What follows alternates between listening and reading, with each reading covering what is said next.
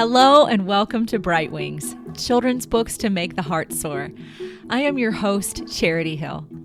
The purpose of this conversation is to help mothers and fathers identify books that will liberate their children to embrace truth, goodness, and beauty. Well, at 20 minutes to 7 this morning, I took a picture of my 4 children and my husband as they all left for school. Summer's finally over here at Bright Wings Children's Books, and I'm a little sad and a little excited for everything that's coming up. Suddenly, I'm alone in the house with my microphone and our dog. I want to get nostalgic. I want to get a little bit sad. So I need to just remember, I want to just tell you, we had a beautiful summer. I remember back in the summer seminar podcast, I talked about what I wanted to give my children this summer. And we did. We had a lot of time outside. I'm so grateful for that. A lot of time hiking and at pools, playing in water, some good books, some good reading, some good audiobooks, and time with friends. So I need to remember, and time with cousins. Gosh, we had some really great times with cousins. So that is just the most beautiful kind of summer. So it really has been beautiful, and I'm trying to remember my gratitude for all these beautiful things, even though the house is dead quiet. And that makes me a little sad. I don't know about you, but I struggle to appreciate the gift of the moment, the gift I've been given right now. So it's lovely that the house is quiet. And 3 weeks ago, I could have done with a little more quiet. 3 weeks ago was like the tough point in the summer for me. So, but this is wonderful, and I'm glad to be back recording. So today I wanted to share with you in this quick podcast 4 books that are charming, that help us embrace the gift of the moment that we are experiencing right now, this back to school moment. I just want to say a little bit about that moment. So think through this with me. What's been occurring to me in this lead up to school is that the beginning of a school year for kids is like even more important in the life of a child than New Year's is for an adult. It's so concretely new. There's something familiar about it, and then there's so many unknowns. There's so much possibility, and there's, a lack of certainty about how it's all going to play out. It's an opportunity to really grow, and you kind of, when you ratchet it up with each grade, a little bit more and a little bit more is expected of you. And the circumstances, are so concrete. So it's full of possibility, and these possibilities are playing out in really concrete circumstances with concrete kids in your class and concrete subjects, concrete instructors. At parent orientation for my 6th grader, my new middle schooler, ta-da! Yesterday, I heard a really inspiring talk about the purposes of education, and I thought to myself, I wish I had someone who each year expected a little more of me, someone to whom I was really accountable, was asking me to grow and develop in very specific ways. Can you tell I was one of those kids who loved school? My kids are lucky, our children are lucky that each year they have this concrete new beginning full of opportunity and possibility. So first I'm going to talk about this charming book called School's First Day of School by Adam Rex. This is a picture book told from the perspective of the school. And so the school has a personality and gives us its opinion and perspective on things throughout this book. It opens with the school being built over the summer. And the school has a relationship with the man called janitor who comes in and cleans and buffs. And the school says to the janitor, "This is nice, just the 2 of us." And the janitor's like, "Whoa, well, listen, you're going to be full of kids pretty soon." He says, "Don't worry, though. You'll like the children." Well, the school's not so sure. He's a little worried, a little nervous. And then the children come, and it's tongue-in-cheek.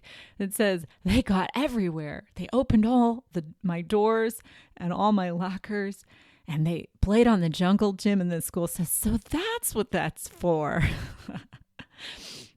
And then classic, over by the fence, there's some bored, angry kids.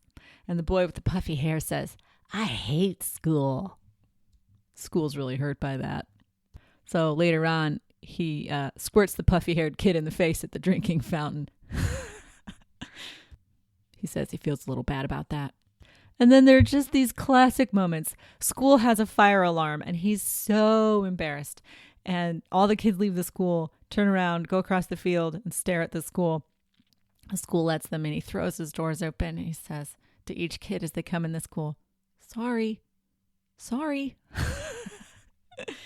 Other classic things like school says they had lunch at 12 o'clock. At 12:30, they had garbage. One kid told a funny joke, and another kid laughed so hard that milk came out his nose. And then at 3 o'clock, the parents came back to pick up the kids. And at 3:30, janitor came back to pick up school. Such a funny, warm-hearted book that celebrates the structures and routines of our school days.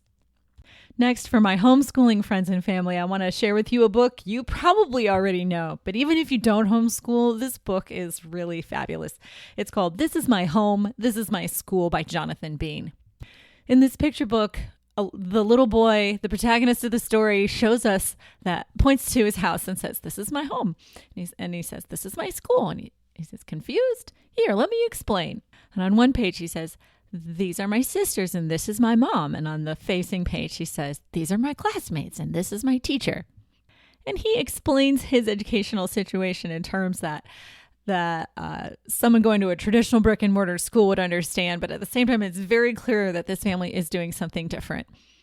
They're doing their schoolwork on the floor, on the table, on the couch. They say, this is our classroom, and it's the basement or the kitchen table or by the piano. Oh, and there's also another image of them outside, and this is also our classroom. They say, we have a lot of classrooms, he explains. I love this because it shows that learning is happening at all these different points. It's a really rich educational environment. It also shows how busy and messy life homeschooling can be. It shows how the mom is hanging laundry on the line while the kids are playing outside during quote unquote recess, as the boy explains. It also shows the parents beautifully cooperating in their children's education. So the mom gets kind of burnt out and the dad comes.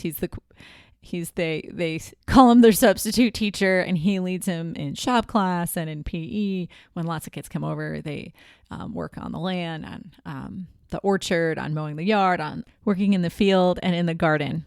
So homeschool moms, especially if you don't have this book, you need a copy. I've heard of homeschooling moms cry over this book because finally someone understands. Another back to school picture book that I enjoy is by Jacqueline Woodson. It's called The Day You Begin. Together with the illustrations, we have an up-close experience of kids who are entering a new social situation. So it's a great book for the schooled and the homeschooled as we enter into these new situations with friends, with homeschooling groups or classes. And we're trying to figure out a way to be brave in our new social situations and our new social groups. These illustrations by Rafael Lopez bring us right up close to the experience of Angelina as she uncertainly walks into a new classroom and wonders how she will ever find her place there when everyone looks just a little different than her and their stories seem more fabulous than her own. So the phrase, the day you begin, ends up being a refrain in the story. So on the day you begin to be brave enough to be yourself and tell your story, this allows you to connect with others. And in Woodson's words, the world opens up and makes a little space for you. The book talks about how books and lunches and stories are where you begin to see that everyone has something a little like you and something else so fabulously not quite like you at all. I like how this book gives beautiful images and kind of a beautiful how-to for the socially hesitant child. It gives them a way to think about navigating these social relationships and that they're worth knowing and that they need to be brave enough to share their story without measuring themselves against others. And then one last goofy book recommendation is one called Punctuation Takes a Vacation by Robin Pulver. In this case, it's a story about being back to school and learning punctuation on a hot summery day. And the teacher offhandedly says, let's let punctuation take a vacation. And so all the kids go out to recess and all the punctuation marks leave and go on vacation to take a break lake. What kind of problems do the school children have since punctuation has taken a vacation? So the kids are in school, punctuation is on vacation, and the punctuation marks send them postcards. Hilarious postcards.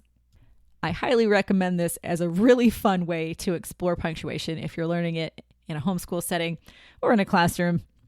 Perhaps once the children have learned their punctuation fairly well, maybe when they're at like 60% of your teaching, then reading this book would probably be a really funny experience. Funnier because you understand the importance of punctuation.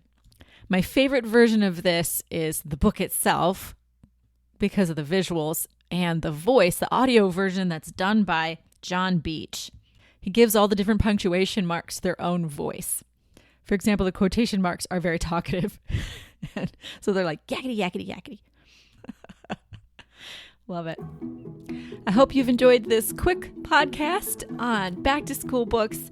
I've really enjoyed sharing a couple of my little favorites around here with you. I hope that it puts a little heart into you for this new beginning, this new school year. For these first 2 weeks of school, I'm going to try to practice gratitude and courage for the little things. Also, big goal this year, getting up before my kids instead of at the same time. I know, rookie, right? But this year, I'm going to do it. That's my school year's resolution.